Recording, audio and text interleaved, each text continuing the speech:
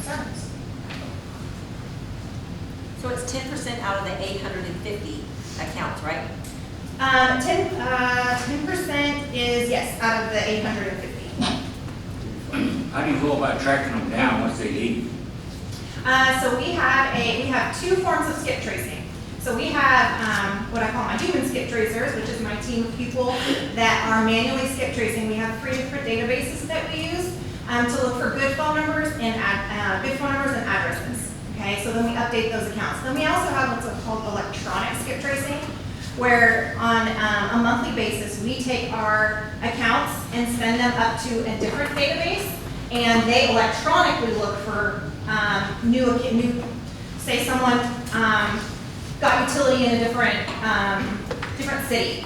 Well, the other address is in that city, so that's where they pick from electronically. We find that human skip tracers sometimes work better than the electronic ones, so that's why we have a team of about 5 that are constantly skip tracing accounts. So that's how we track them down. And it's not reported to, you said, just make confirm, it's not reported to the credit? It's not. Is that in the contract, or what's the reason for that? No, so reporting to, that's just not something we've ever done, is report to credit. It becomes, we would have to almost double our staff just because of the number of disputes. You just enter a whole new ballgame when it comes to reporting to credit, and we find it to be more against our practices than for it. We believe that we can get them to pay without having to do that. And that's just the stance that MPBA has always taken.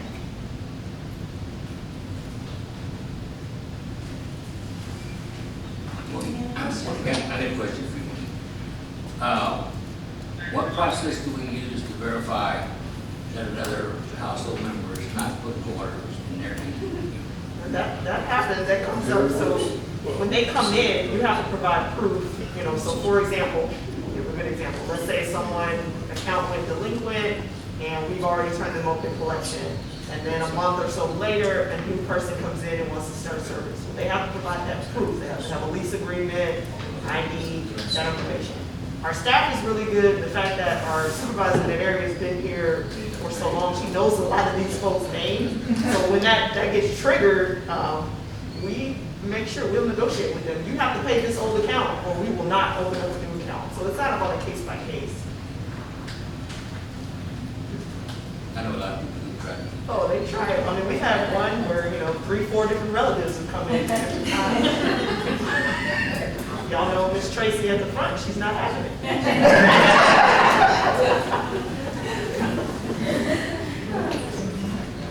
Does anybody have any other questions for these ladies?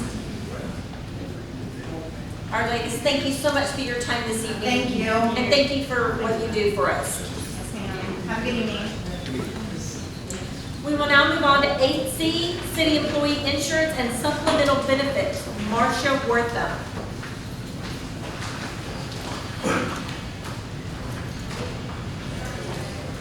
Mayor, Council, Administration, my name is Jenny Happ, and I'm with Marsh Wortham.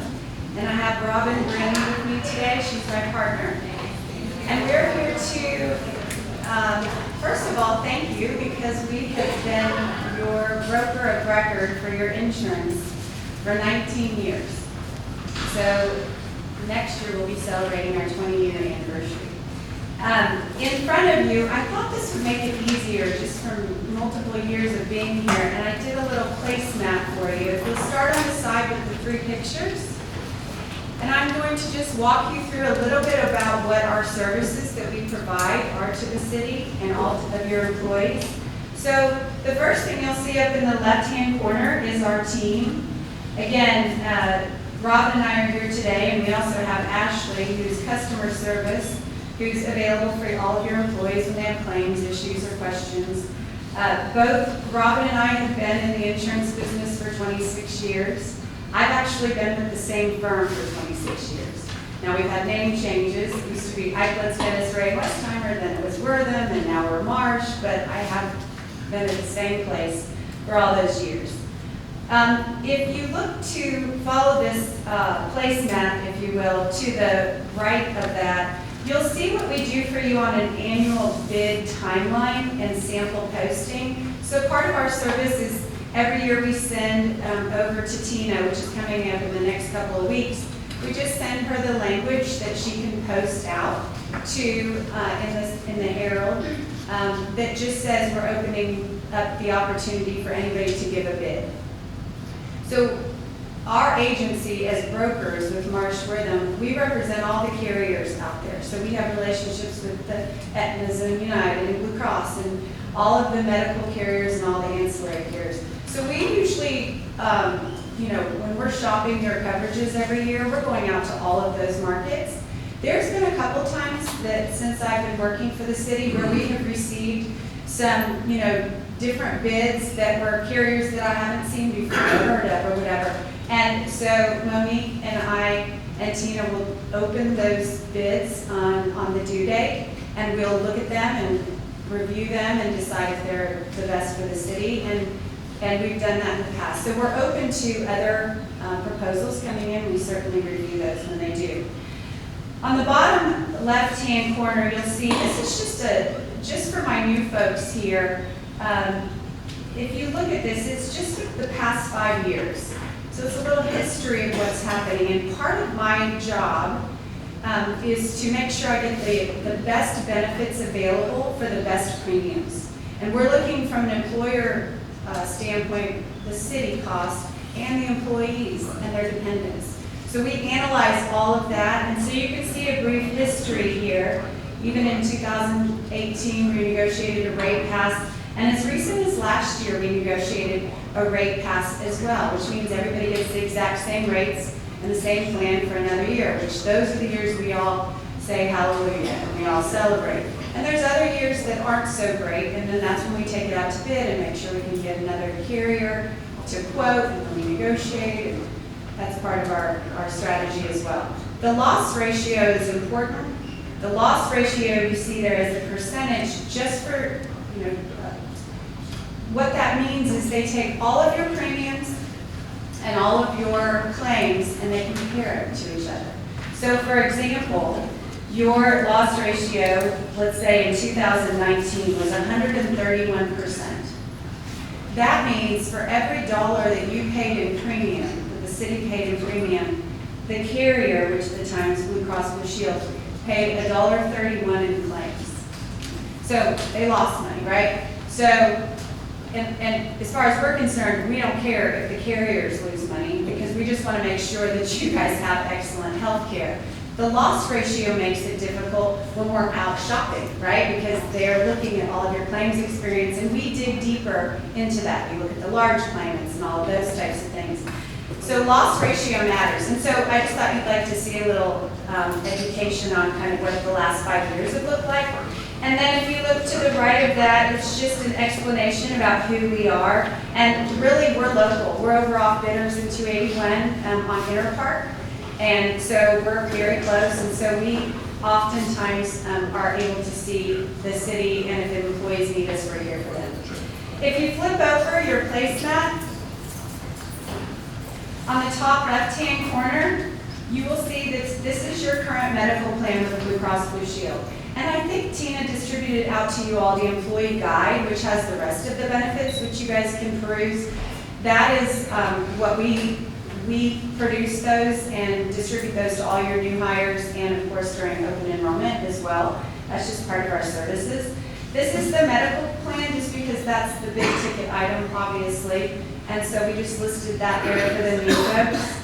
If you look to the right of that, you'll see our services. So this is just I can dive deep into this, and you may have questions, but you can quickly see that we're shopping and consulting and negotiating on your behalf. That's your account management.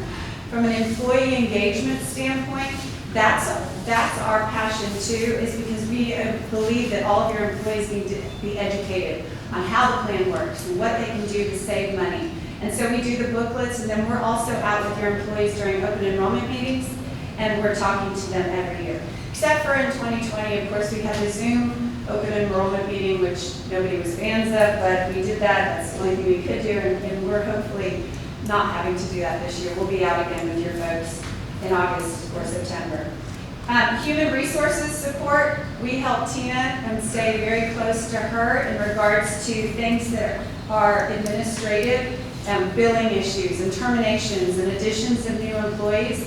One thing we provide to you all is the employee navigator system. It's a benefit administration system, which is how your employees enroll online every year, and new hires do too.